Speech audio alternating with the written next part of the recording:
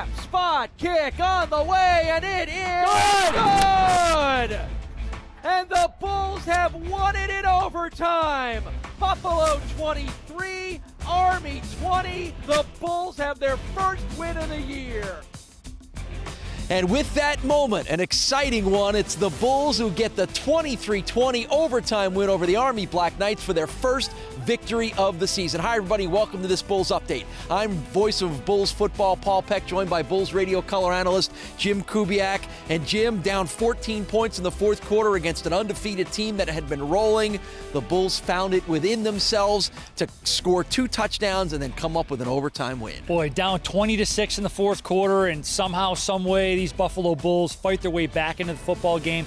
Couple of great drives led by the redshirt freshman, Tyree Jackson, some unbelievable plays, and you know, they have a lot to be proud of. Tyree Jackson grew up an awful lot right in front of our eyes.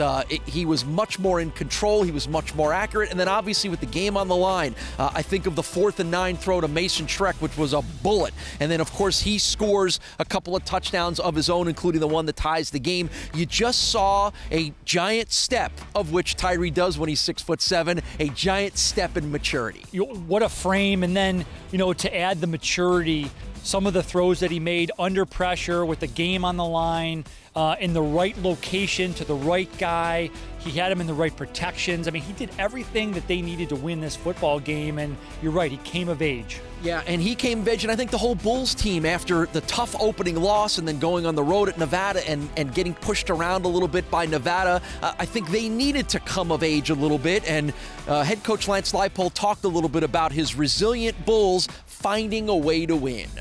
You know, I think a lot of people might have counted this group out. We had our backs to the wall. Again, I think you could see flashes of close, but not close enough, and kind of battling. We get a chance kind of get back in it. When you look at what's happened over the first 2 ball games, and you know, maybe things hadn't looked as good as we had hoped, and to see us battle back and come back from behind, put it into overtime, and find a way to win. I'm very proud of our players and our assistant coaches.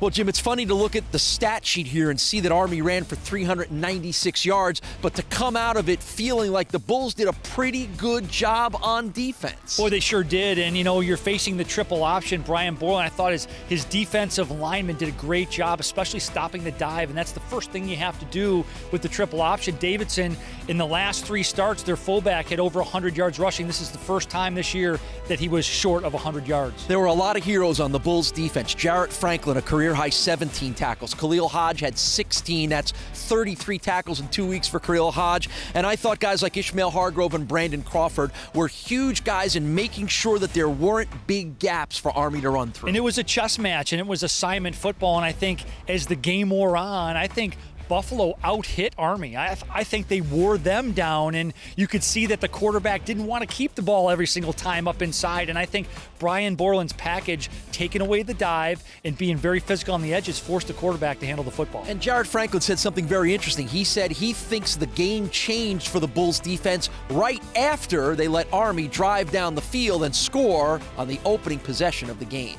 Honestly, I think the whole defense woke up after they scored on the first drive, because that's something that we need to get better at, not just as a defense, but as a team. We have to start faster, and that's something that we're trying to implement in practice, and we just got to keep pounding at it, because once we get that down, we won't be playing from behind as much. We won't be, you know, trying to crawl back into it. It'll be a football game all 4 quarters, and honestly, it comes down to grit.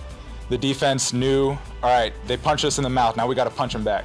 So the Bulls get a much-needed confidence boost, a big win in a game in which they were big underdogs. One more non-conference game on the road next Saturday against the Boston College Eagles, and then it opens up MAC play, and that's when you want your team feeling good. And you just never know what's going to happen in the MAC, and you know, this is a great win for Buffalo. They really hung in there against a 3-0 football team.